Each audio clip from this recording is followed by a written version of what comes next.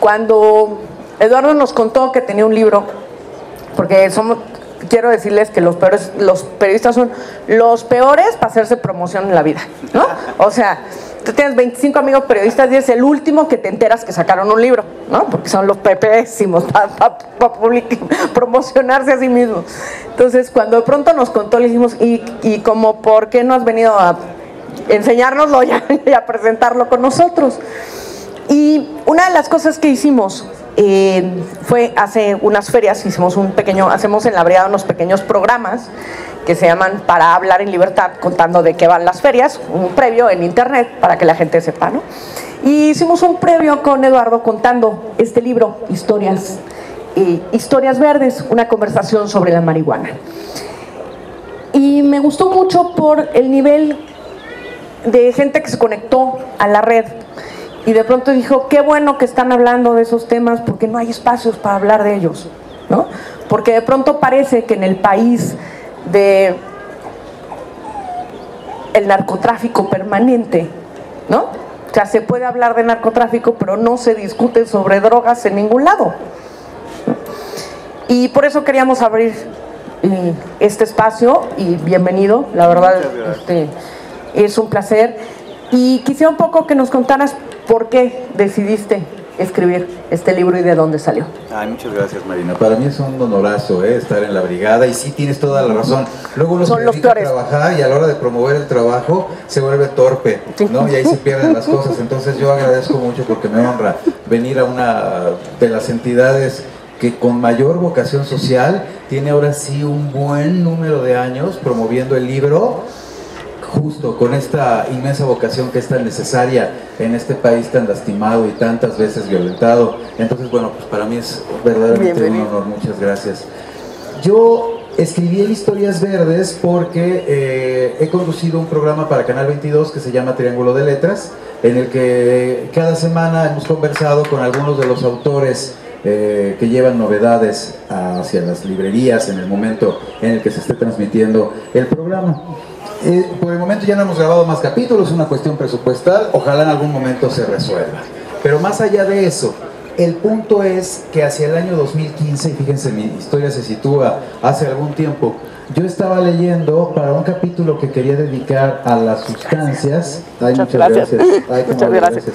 Para un capítulo que yo quería dedicar a las sustancias, un libro que se llama Marihuana y Salud, que editó en nuestro país el Fondo de Cultura Económica, que no es más ni menos que una compilación de textos científicos, clínicos, terapéuticos, pero al fin y al cabo todos englobados en lo que tiene que ver con el pensamiento que aborda la ciencia acerca de la marihuana. Y cuando yo concluí la lectura de ese libro, dije, caray, aquí tengo una muestra fehaciente, científica. De que la marihuana, si bien es muy cierto, y esto hay que subrayarlo y lo he hecho en muchas de las conversaciones que he tenido alrededor del libro, no es una sustancia inocua, porque no lo es, no ofrece mayores riesgos a la salud de los mayores de edad de los que ya conlleva el empleo o el consumo del alcohol o el tabaco, que por lo demás son drogas legales en mi país. Entonces dije, sería muy padre, y me quedé con ese proyecto en la cabeza en algún momento, crear un libro en el que figuras públicas de distinta catadura platicaran de su relación con la planta de manera desprejuiciada y aprovechar esas conversaciones para incorporar lo que en ese momento de manera todavía muy liviana, pero que con los años se fue volviendo más sólido, se tratara de una discusión a favor de la legalización, más allá que a favor del consumo, porque en el libro, y esto es muy importante señalarlo, no hay propiamente un discurso construido con base en la apología hacia el consumo de la planta. No, se trata en todo caso de respetar el derecho que un ciudadano mayor de edad tenga para consumir la droga que se le antoje de la manera regulada que solo el círculo virtuoso de la ley ofrece. Y bien, con ese motivo es que me dediqué a buscar a Paco Taibo II, a José Lo Rangel, Armando Vega Gil, Bef, Javier Velasco, Ana Clavel, Fernanda Melchor, al propio doctor Juan Ramón de la Fuente, a un promotor canábico que tiene un podcast muy famoso que se llama Ruso y su podcast Cortina de Humo, y también a un par de dealers porque yo en algún punto de la construcción del libro sentí que era muy necesario que también apareciera la voz de quien establece como el eslabón último o el más visible de toda la cadena ciertamente macabra que viene detrás de la ilegalidad. En ese sentido, Fer Rivera Calderón, que también participa en el libro, lo señala muy bien, o me gusta mucho cómo lo define. Dice, el dealer al fin y al cabo es un cuate que convierte el cerdo que está ahí atrás en el matadero ante nosotros en un generoso bistec. Bien, visto en esa perspectiva, pues por supuesto ese es el papel del dealer. El grande problema es todo lo que se encuentra detrás de él. Y esa parte, bueno, pues también de alguna de otra forma se aborda en muchas de las conversaciones que me concedieron para el libro. Entonces, bueno, ese fue el leitmotiv y a partir de entonces fue que comencé a pensar en el Historias Verdes. Al día de hoy, a mí me encanta que haya salido el libro justo en este año, porque por muchísimas razones que todos aquí conocemos de sobre, que tienen que ver con la temporada electoral, con el momento político que está viviendo el país, pero sobre todo con una coyuntura específicamente relacionada con la marihuana que ahora les quiero señalar, me parece muy padre que el libro esté ahora ya en las librerías. Y esta coyuntura es como una especie de rebote interesante que viene desde los Estados Unidos. El 1 de enero de este año, al primer minuto que inició el 2018, tan importante para nosotros, California, el estado que más dinero le aporta al Producto Interno Bruto estadounidense, legalizó la planta en todas sus vertientes, porque aquí también hay que señalar, como todos sabemos, que no solamente estamos hablando de la recreativa, yo sí en el libro, pero también está la medicinal, la terapéutica, que suponiendo, así, lluvia de comillas, se encuentra ya legalizada en nuestro país, pero todavía con una legislación evaluada o lanzada por parte de la COFEPRIS, que es muy difusa y que tiene muchos poros todavía para su aplicación. Pero bien, más allá de eso, digo, si California y otros estados de los Estados Unidos ya la legalizaron, más allá de Uruguay, Holanda, Portugal, próximamente Canadá, en fin, Francia, que también está comenzando a debatir muy seriamente sobre eso. Digo, los Estados Unidos, el país que más consume drogas en el planeta, ha legalizado esta por considerarla, dicho así sea, con base en los elementos científicos, una droga blanda o suave que, repito, sin ser inocua, tampoco ofrece tantos daños a la salud, y hasta el momento no tenemos ninguna prueba de que haya habido casos de psicosis social o que hayan sucedido cosas horribles en las ciudades o en los lugares en los que la planta ya se ha legalizado recreativamente. En fin, dentro de todo este panorama, a mí me parece que es un momento muy importante para hablar de esto, porque sí, en el microcosmos que tiene que ver con quienes somos consumidores, existen los argumentos suficientes como para decir, así digámoslo muy sintéticamente, ya no manchen, y hay que legalizarla, pero en el macrocosmos está uno de los problemas dramáticos que está viviendo el país en este momento, y que si no comenzamos a mirar como vía de solución desde una perspectiva alternativa, creo que con la tradicional que hemos efectuado durante los últimos años, pues no vamos a resolver nunca. El poner estos temas sobre la mesa, creemos que es muy importante. O sea, es el colmo que México cada vez se quede sin más espacios para debatir los temas importantes. Pero además es un problema, es una mezcla de un problema de violencia brutal en nuestro país, al que no podemos decir que no existe y hacernos tontos, está ahí. Tenemos un problema de salud pública, de ineficiencia en el sistema de salud pública brutal, que discutía con Eduardo la presentación pasada, es ¿cómo lo hacemos? Porque tiene que ser todo junto, ¿no? O sea, tú no puedes legalizar cuando tenemos el nivel de desastre de salud pública en este país y de pronto lograr, ¿no? O sea, y si de pronto se te sale de las manos y la teoría es que solo es para mayores de edad, pero la realidad es que los menores de edad van a entrarle, ¿no?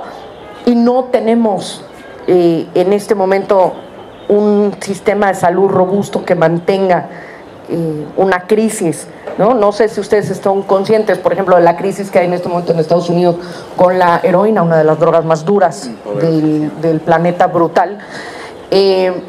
hace poco salió un programa donde contaban el nivel de negocios de las clínicas de rehabilitación en Estados Unidos.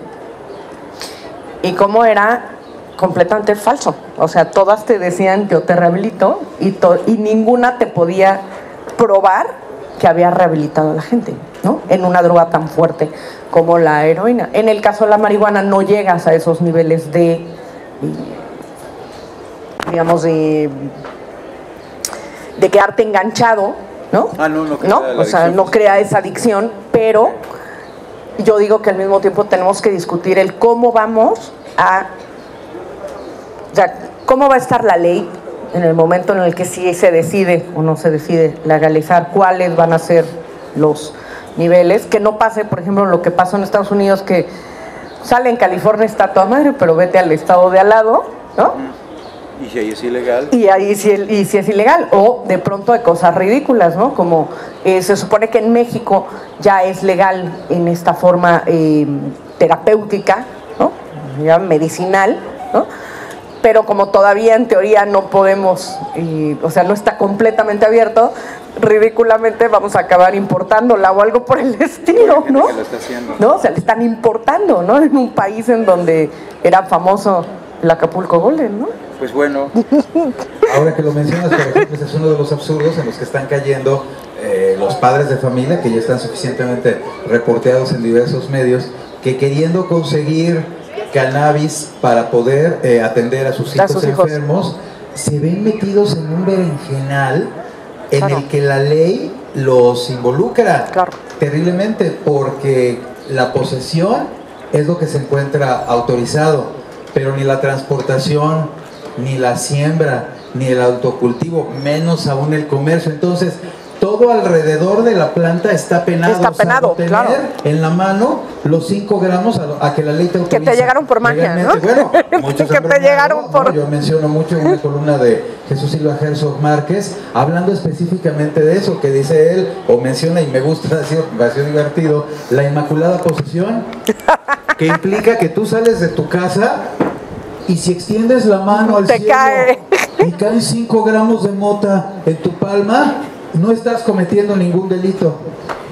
Pero en el momento mismo en el que das un paso con esos 5 gramos, ya la estás transportando, ya estás cometiendo un delito. Si extiendes la mano para dársela a tu mamá y que a ti no te echen la culpa, ¿no?, de ser un marihuano, la arrojas, ya estás de alguna manera traficando con ella, entonces ya estás cometiendo otro delito. Es un absurdo total. Miren, les voy a contar algo muy entretenido que me pasó recién el fin de semana pasado.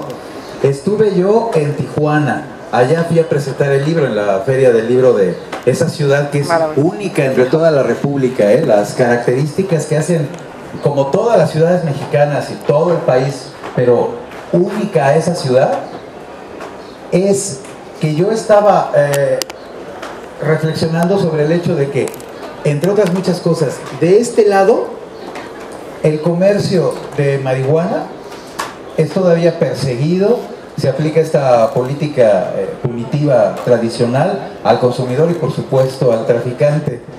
Pero a solo 10 minutos del lugar en el que yo me encontraba, hacía 10 minutos, hay dispensarios, cultivos, gomitas, ungüento, vaporizadores, casi lentes de contacto con tetrahidrocannabinol. Es impresionante el desarrollo de industria y de empresas que con un impuesto grabado que están aportando a su estado, que hay que mencionar también como un hecho colateral, se trata de un estado honrado, un estado bien vigilado, que sí va a emplear los recursos que genere ese impuesto de manera... no como las fotomultas. Pues bueno, imagínate también, o sea, también parte de la legalización tendrá que ver con eso, pero ahorita lo abordamos. En el caso de los Estados Unidos, con el impuesto que se grava a la marihuana, se están generando los recursos que construyen un montón de programas sociales que en este momento se están llevando a cabo o están en pleno ejercicio en los Estados Unidos. Y regreso a Tijuana, ¿no?, donde estoy platicando con toda la gente, y yo miraba las caras de los ciudadanos, de los tijuanenses que estaban ahí en la presentación, y me daba mucha risa mirar en todos esa misma, valga redundar, esa misma mirada. En el sentido de, claro, vivimos un ridículo y esto es de un absurdo. Ahora sí que, como dice el villancico, por eso y muchas cosas más, a mí me parece que ya sería muy conveniente hablar en serio de la legalización. Vamos a elevar. Sí, de la marihuana te la... Nos vamos a elevar sin churro, sin churro. Ándale, sin churro, y está resultando una experiencia inolvidable. Que sería muy bueno platicar, pero ya en serio, porque la terapéutica y la medicinal, pues, se encuentra legalizada, pero reitero, con un montón de poros en la legislación aprobada por COFEPRIS. Y en el caso de la recreativa, todo el mundo le saca el parche, no se platica seriamente. Hay en el panorama político actual del país solo una propuesta concreta, directa, que ahí está sobre la mesa para atender el problema de una forma integral. Pero desde otras perspectivas, nadie le entra, nadie lo señala, como si no existiera. Y como si el problema, y vuelvo a la parte macabrísima de todo el rollo que tiene que ver con el consumo de la marihuana, pues está el crimen organizado y el interés creado detrás. Yo abro el libro. Y sus socios.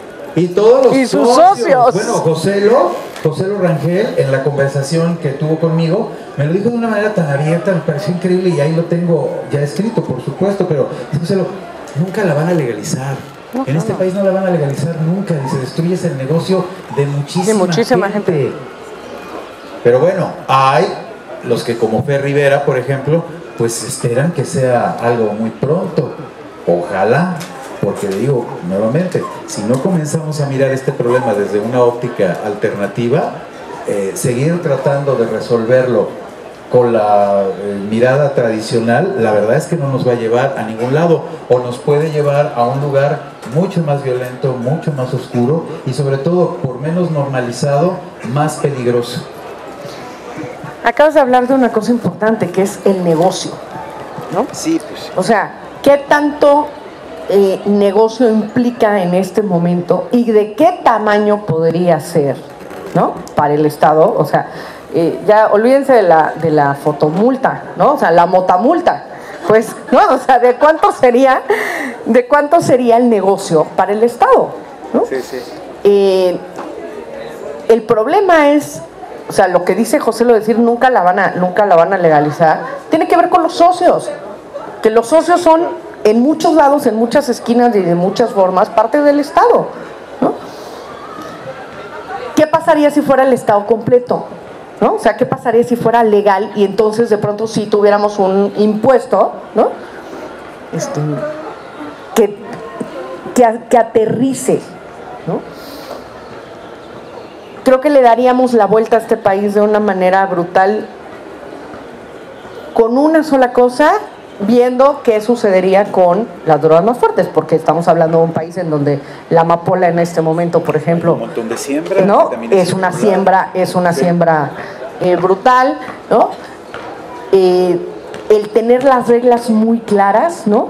Creo que sería importantísimo, porque si algo ha jugado en este país permanentemente con la legislación y con la forma de aplicarla, es todo es a medias, todo es muy oscuro, no te queda nada claro, te lo aplican como se les pegue la gana, ¿no? Como dices tú, que caiga, ¿no? Que caiga la divina. Que estaría bueno saber en dónde va a caer. ¿Dónde va a caer, no? O sea, que caiga, pero todo lo demás está penado, pero cuidado y voltees, cuidado y hables, cuidado. ¿Te han censurado, por cierto? No, y esto está bien bueno. Yo soy de la corriente de los periodistas, escritores, que se ha metido en este tema recientemente, y dado que la coyuntura, creo yo, es súper favorable, pero existen activistas, claro, en este país que qué bárbaros, ¿eh? Todos los que encabezaron la primera marcha canábica, mis respetos. Está por que ahí, se les fueron encima. Un abrazo a @ el calamar, que es un queridazo, de verdad, que es de los promotores primeros, cuando todavía el tema era más tabú que ahora. Porque te digo, en la medida en que el sentido común se va extendiendo y ya ves que en los Estados Unidos es legal y no está pasando nada demasiado grave, pues comienzas a pensar que aquí nos vemos un tanto ridículos, y eso ayuda.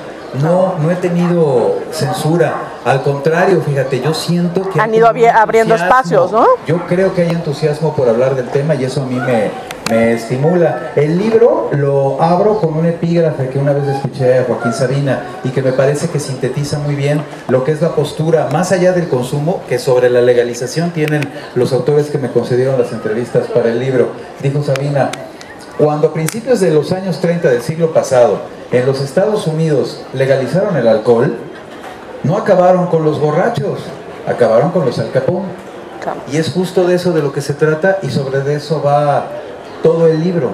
Cuando el alcohol fue ilegal en los Estados Unidos, se creó un mercado negro gigantesco. Y además esto que es también tremendo, ¿no? La doble moral. Iglesias, ¿no? Que en la parte de abajo hacían los curados alcohol y lo vendían en las noches, que llegaban por la parte de atrás, y una cerveza que llegó a costar $18 de una calidad deficiente porque era hecha toda de forma ilegal y también con la ilegalidad, y eso lo sabemos los consumidores de la que se quedaba ciego de lugares del país. Pues las drogas que consigues son malísimas porque nadie está ejerciendo ningún tipo de control de calidad, que es algo que siempre va ligado a cualquier producto cuando está dentro de la ley o dentro del marco normativo que tiene que ver con la higiene, el peso, la calidad, etcétera. Cosas que, reitero, ya están sucediendo en los Estados Unidos al extremo tal, y perdón, me desprendo un poquito, pero ahorita me acordé, de llegar al absurdo de que yo he conocido gente que ya la consigue legal, de muy buena calidad en los Estados Unidos, y la trae a México a plantarla. Bueno, la trae para acá, pero en el momento en que llega y todo, ya es ilegal. Entonces implica una bronca gigantesca. Mota que allá es legal, pasa acá, claro, y ya se vuelve ilegal. Objeto de crimen y todo. Pero es mota que por mejor calidad que la que puedes conseguir en México, ya se está comenzando a vender más. O sea, hasta en eso comienza a resultar un poco un absurdo. Y por otra parte, tú muy bien señalabas hace rato lo que tiene que ver con que el impuesto generaría pues un dinero muy importante. Una lana. Solo un dato: en Montevideo, en la capital de Uruguay, hay un programa social que dejó construido Mujica para financiarlo con dinero generado por el impuesto a la marihuana legal. Ese programa está dedicado a construir vivienda para madres solteras y recibe $1 millón mensual. No más. Solamente del impuesto de la marihuana, porque es un producto que se vende muy bien, punto. Y de ahí está ese programa.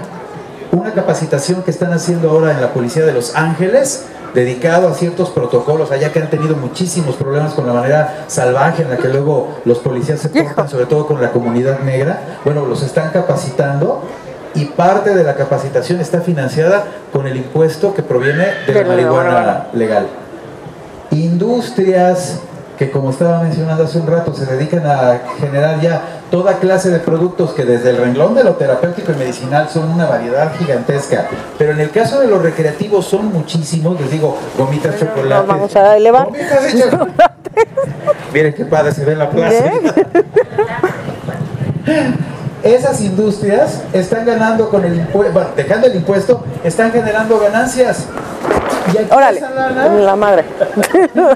y aquí esa lana, pues se le está quedando la delincuencia.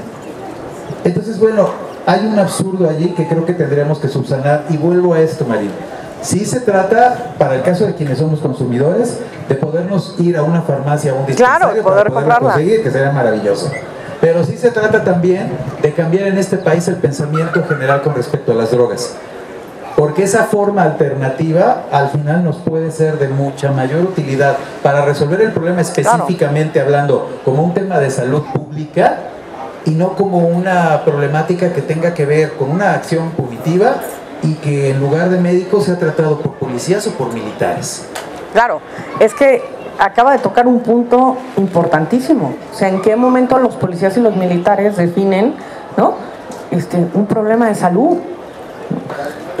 Yo tengo una enfermedad inmune, muy dolorosa, ¿no? Y bueno, ¿dónde firmo ahorita para que me digan, por favor, que ya puedo, ¿no?, aplicarme la marihuana? Porque es una de las cosas que hace es quitar el dolor.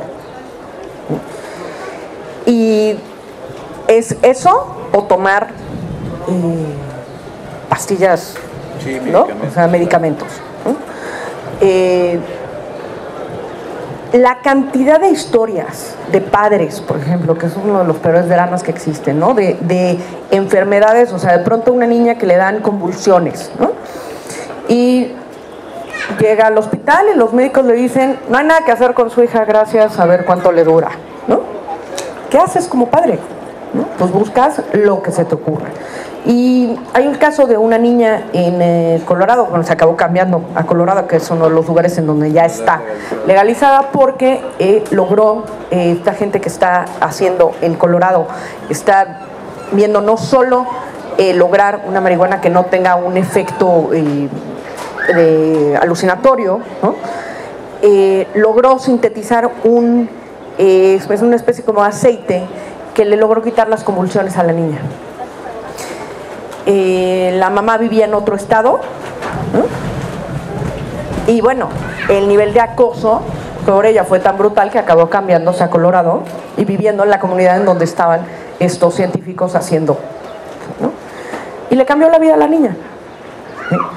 Y si no nos tomamos la molestia como doctores de sentarnos y decir a ver qué está pasando, como dices tú, ya está ahí, ¿no? O sea, ya hay estudios ahí que dicen, ojo, ¿no? No solo es la parte recreativa de la alucina, hay una parte científica de bienestar físico que tenemos que estudiarlo, ¿sí?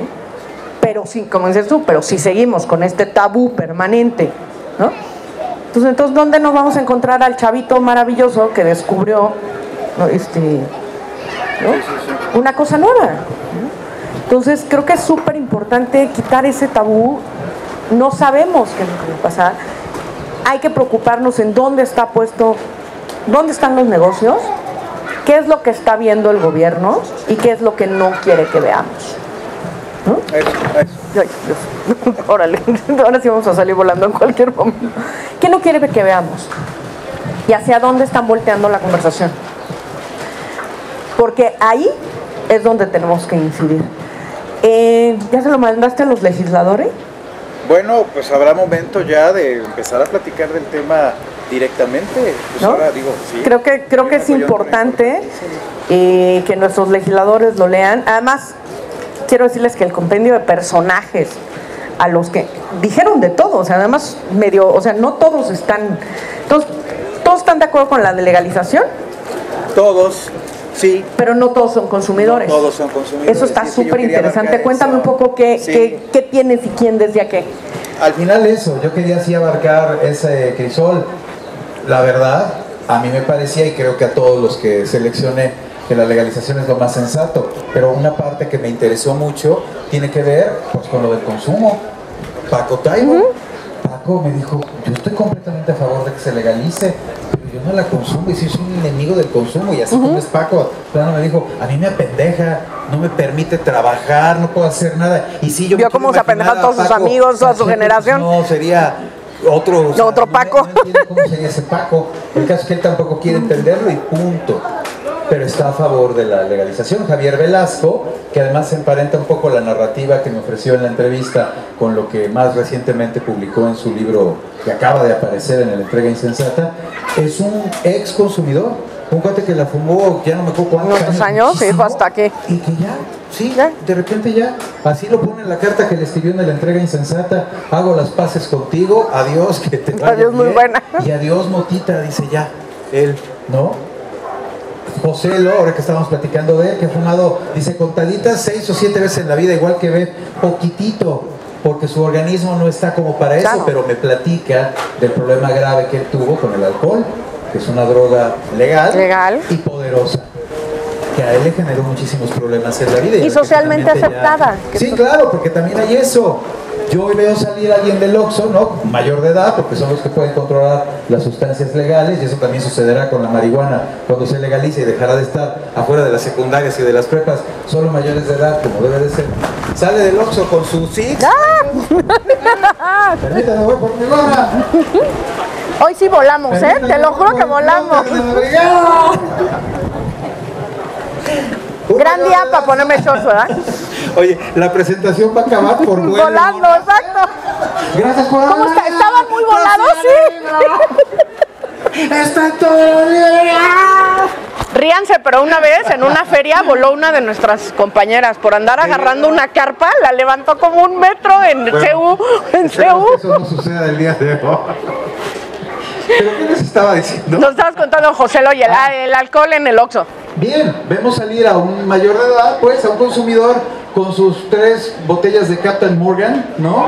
Su botella de Jack Daniels, que ahora por el arancel va a salir más cara, mucho más cara. Y sus six, chelas, y a nadie le parece algo escandalizante. Y agarró un coche, ¿no? Se embarra y mata a 25. A la tienda de conveniencia y salir con su paquetito, su cajetilla, o con su paquetote, sus 20 cajetillas, y a nadie le escandaliza su nivel de consumo. Bueno, sería maravilloso llegar al punto de sensatez social en el que yo y según la encuesta nacional de adicciones 2016-2017, de 5 a 7 millones de mexicanos que la consumimos de todas las formas que hay, salir de un dispensario, de una farmacia, con la sustancia que nos gusta, ¿no? La que nos acompaña a la vida, sin que hubiera mayor problema, pero no. Hay que ir a un punto oscuro, hay que ver a un cuate que tiene que ver con la delincuencia organizada, hay que conseguir un producto la más de las veces de muy mala calidad y aguardar a que un día, esperemos muy pronto, la de la legalización sea una de las voces que se escuche fuertemente en la ciudad. Estaba pensando que esto que dices, ¿no? De que no es penado, ¿no? Si tengo la ligera sospecha que quédate en la mano porque va a salir volando. ¿No? De pronto ver al cuate en el Oxxo comprando, ¿no? Sin nada. Y yo de pronto decía, a ver, igual que el tabaco, igual que el alcohol, hay un problema de salud pública en el momento en el que ya se convierte en una adicción, ¿no? El problema es que no lo tratamos como una adicción, ¿no? Tú de pronto ves la cantidad de anuncios, y lo veo con mi padre fuma como chimenea, ¿no? La cantidad de lugares de no puedes fumar, ¿no? Y yo decía, lo único que estás haciendo es creándole este cuate que se salga y se fume 4, ¿no? En lo que está afuera para volver a entrar, ¿no? Y yo decía, a ver, ahora que nos vengan a decir que el humo del tabaco nos hace daño en esta ciudad, de verdad es una mentada de madre, ¿no? O sea, de verdad es una mentada de madre. Con la contingencia cada 3 días que tenemos, el escape del microbús, ¿no? Los maravillosos parques estos que hizo Mancera al lado del camión, ¿no? Que nada más te sientas un segundo y ya se murieron 4 pajaritos alrededor tuyo, ¿no? Que nos vengan a decir que el humo del tabaco es gravísimo, ¿no? Y es lo peor que nos puede pasar. O sea, es una doble moral, como dices tú, permanente, ¿no? Y que no tratan a los adictos como adictos, ¿no? Fíjate, y eso. Esa es una parte gravísima, ¿no? Y en donde se necesita hacer trabajo, y se necesita hacer mucho trabajo. Y bueno, tú pregunta, tienes a un compañero alcohólico, pregúntame las opciones en este momento, si no son 150,000 pesos para entrar a Montefénix, claro, de ahí para abajo, ¿qué opciones tienes? Y en qué estado y qué calidad. Te mueres de pánico, ¿no? Entonces la chamba tiene que ser por todos lados. ¿Sabes? Yo ahí creo, por ejemplo, que dentro de lo que tiene que ver con la vertiente específica de la legalización de la marihuana, pero ya atendiendo lo que tiene que ver con las drogas que ya tenemos legalizadas en el país, es cosa de segmentar el impuesto de una manera racional, que no implique lo que en muchos casos implican los impuestos una vez que llegan a la federación, ¿no? Una dispersión y una evaporación horrenda. Una parte del impuesto, en el caso de todas las drogas legales, debe de ser destinado directamente a lo que tiene que ver con la atención médica que el posible adicto va a requerir en el futuro.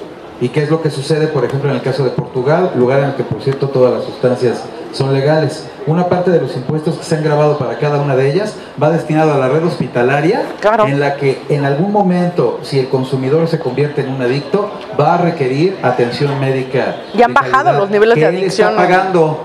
Vamos, es al final pues un hecho que tiene que ver con la democracia más pura. Yo estoy en mi legítimo derecho de hacer con mi vida, claro, lo que me plazca, y ya desde ahorita pues le voy pagando al Estado, vuelvo al tema, se trata de que sea un Estado honrado, honrado, para que el día de mañana que, o si fui tabaquista me da enfisema, o si fui un pacheco irresponsable y de esos desafortunados que puede suceder, me dio algún tipo de paranoia o una bronca en la red neuronal, sí, o se te cruzaron los cables. Terrible, ¿no? Empecé con gustoso del alcohol y terminé alcohólico con unas broncas renales o pancreáticas, ¿no? Hepáticas, discúlpenme, terribles. Bueno, pues que haya una infraestructura médica suficiente pagada con mi impuesto para que se me atienda si es que eso llega a suceder, porque bien se señala, del consumidor o el gustoso al adicto hay una distancia grande, y también lo veo en el libro y eso me gusta.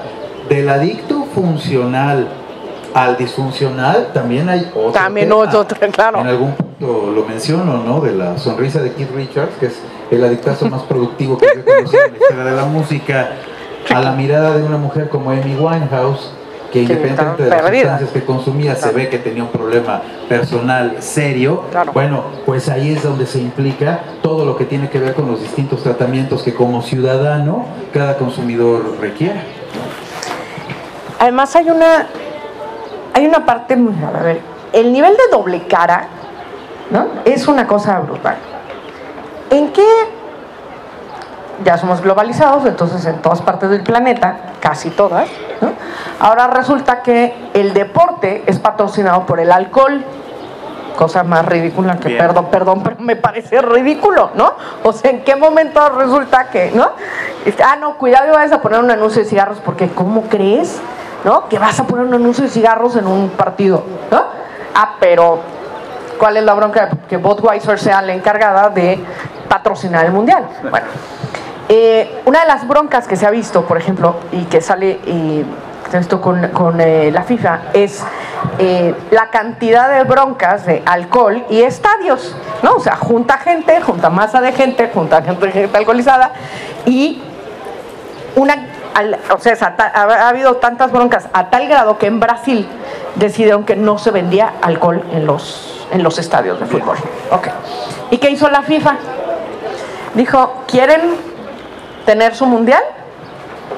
Me cambian la legislación para que se pudiera vender alcohol en los estadios. ¿Y qué hizo el gobierno de Brasil? Dobló las manitas. Me parece gravísimo. O sea, me parece gravísimo que Budweiser decida nuestra vida, ¿no? Cuando ya ha habido broncas en los estados, o sea, ya no se lo sacaron de la manga, o sea, hay muertos, ¿no? Era tan ridículo lo que hizo la FIFA que no solo estaba Budweiser, ¿no? Sino tienen una lista así enorme de patrocinadores. Entre ellos, creo que era Nescafé. En Brasil. ¿Quién chingados se va a tomar un Nescafé en Brasil? En el país donde se produce el mejor café del mundo. Bueno, pues a no sé cuántos metros del estadio solo podías tomar Nescafé, ¿no? Y todos los negocios a los que les habían dicho, es un gran negocio tener el mundial en este país, pues a la quiebra, porque si tú no vendías Nescafé, cuando tú tenías el mejor café del mundo, valías gorro. Si tú no vendías Budweiser, que además digo, de verdad se buscaron como la peor, ¿no? ¿O cómo? No, o sea, ni siquiera una chela que diga decente, ¿no? Entonces, yo creo que tenemos el Estado y luego las corporaciones por encima del Estado que nos deciden, ¿no? A nivel global la vida, ¿no? Entonces, ¿qué tanto se está empujando arriba, ¿no? Que México le entre, que no le entre, ¿no? Sí, exacto. Y qué tan fuertes son los lobbies, ¿no? Para empujar una cosa así. No sé qué tanto en México, digo, los lobbies supongo que son muy chiquitos y supongo que los lobbies en contra deben de ser enormes, ¿no? Seguramente. Sabes que ahora recuerdo en la parte final del libro, yo hablo acerca de la Expo Week, que me parece así como un oasis, ¿no? Dentro de la ilegalidad, como una especie de oasis legalizante hacia el interior del World Trade Center, ¿no? Donde se hace cada año. Y en algún punto reflexionaba un poco sobre lo que tú estás diciendo. Moxie es una empresa de Los Ángeles que se dedica a hacer un concentrado de tetrahidrocannabinol que se puede usar como mermelada para que se lo pongas al producto que quieras. Ahora sí que hacerte tu sandwichito en la noche, ¿no? Para cenar o algo con tu concentrado. O aplicarlo en lo que quieras, una especie de melaza. Moxie es una empresa que en esa franja de los Estados Unidos y en los estados que ya la tienen legalizada, está vendiendo muchísimo ese producto. Y Moxie es una empresa que nada más está esperando que comience a legalizarse en el país, en la ciudad, en donde primero en donde puedan legalizar, claro, para llegar inmediatamente a apropiarse de un mercado que por lo demás está quedando fuera de las manos de quienes, más allá de todo el narcotráfico, que es un tema que se tendrá que acabar, pero que tiene que ver ya con la producción de un valga redundar acá, un producto legal, no van a poder entrar a la competencia que ya les van a tener ganadas empresas gringas, si aquí se sigue retrasando todo el tema de la legalización. Y con pésimo producto. Sí, además eso, o sea, junto con el retraso, la poca innovación que muchos, y ya no estoy hablando de criminales, sino de gente que quisiera entrarle a ese negocio, emprendedores, no pueden llevar a cabo porque aquí todo se los impide. En fin, bueno, mencionaba yo hace un rato, esos son algunos de los tópicos que yo trato en el libro y me interesa mucho. Digo, si ustedes pueden comprarlo, está en todas las librerías, estará aquí en la feria, lo que pasa es que ahorita no hay que comprar, pero habrá aquí pero lo vamos a traer. Sí, y podrán conseguirlo. Pues me comenten y nos comenten, porque somos un colectivo. Te digo, yo soy uno de los autores que tiene que ver con el tema, pero hay mucha gente que está promoviendo pues lo que tendría que ver con este hito de sensatez, ¿no? De sensatez social. Si te parece bien, abrimos a preguntas. Sí, claro, si tienen preguntas. Date por ahí, preguntas a alguien, ¿sí? Por favor. Déjame, te paso este micro. Recientemente acaban de publicar un libro que se llama Los cárteles no existen, basado en la hipótesis de un periodista que se llama Ignacio Alvarado. Él aborda el tema de cómo los cárteles están funcionando básicamente para los sistemas de despojo en zonas de conflicto, y también apoya un poquito la tesis, el libro de Feliciano de República Pacheca, que también habla de cómo el Estado ha sido totalmente absorbido por empresas que están interesadas en ciertos sectores, principalmente de la industria extractiva. Me gustaría saber si tú en este libro llegas a una hipótesis similar, si se apoyan, o si tú tienes algún dato que pudiera contrastar con estas hipótesis que se han estado ya replicando. Hola, quisiera saber si conoces el modelo catalán de las asociaciones de marihuana. Yo estuve ahí 4 años y pertenecía a una asociación, entonces realmente su modelo es el autoconsumo, pero el dinero que se genera no es para la siembra, sino para mantener el local donde tú puedes llegar a consumirla, ¿no?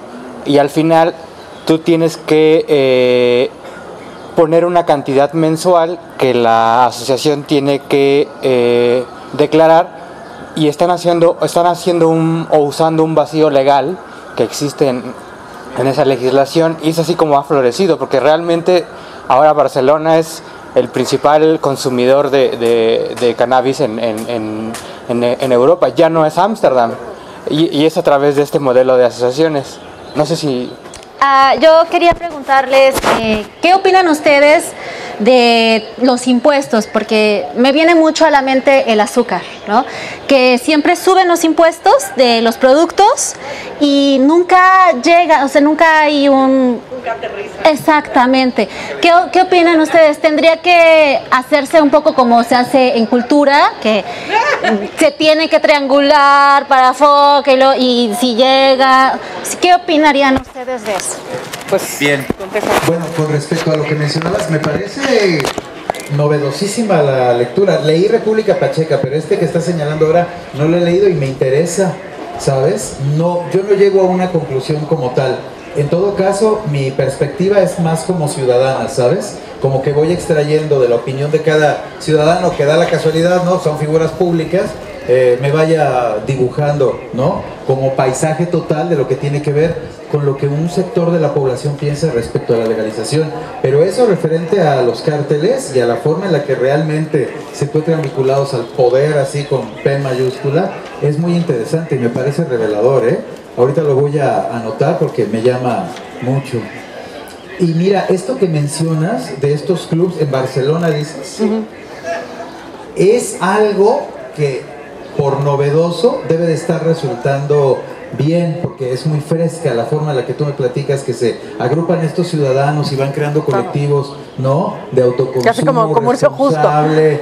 Y tengo que señalar, yo no sé si es el caso de alguno de ustedes, pero yo particularmente conozco cada vez más grupos de amigos que en esta ciudad se están dedicando a generarse condiciones de autoconsumo, pero como continúa siendo, como continúa siendo ilegal, tienen que hacerlo pues, en la clandestinidad.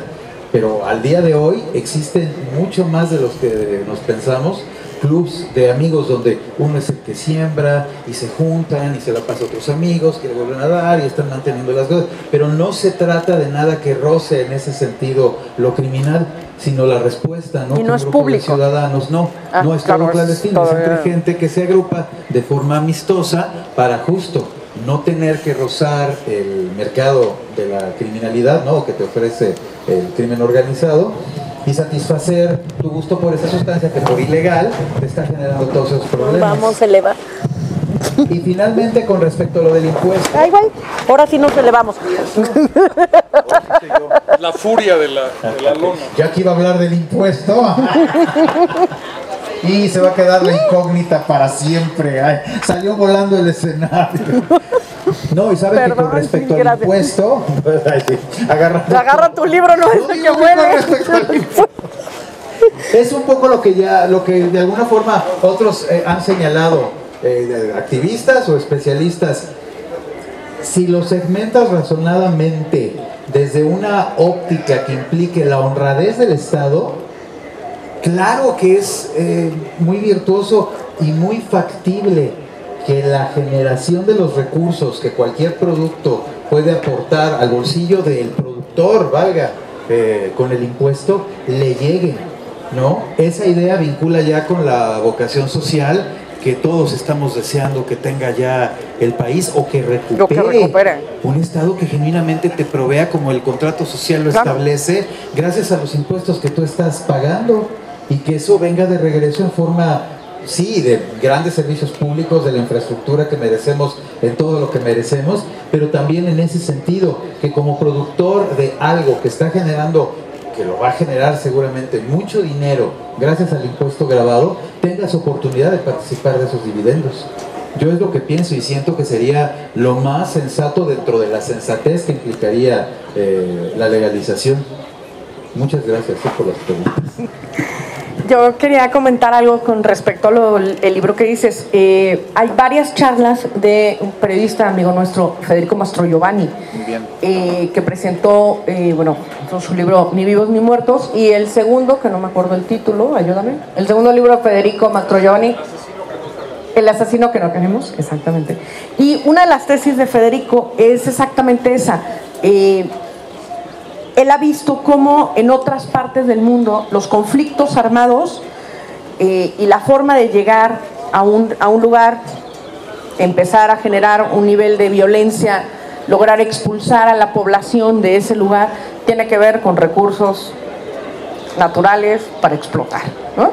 Ya no es casual que la mina de oro más importante que hay en este momento esté al lado de Ayotzinapa, ¿no? Y creo que es muy importante ver cómo las cosas no están sueltas, todo está conjunto, como digo yo, son socios, no es casual, ¿no? Entonces, cada vez que te cuentan una historia, buscan el otro lado, ¿no? Porque algo no te están contando. Sí. Entonces, sí, si pueden ver esa charla de Federico, la tenemos todo grabado en el canal de la Brigada, en nuestras redes, y cuenta exactamente eso, ¿no? Como qué es lo que está pasando, qué es lo que no estamos viendo, ¿no? Y qué es lo que nos están ocultando.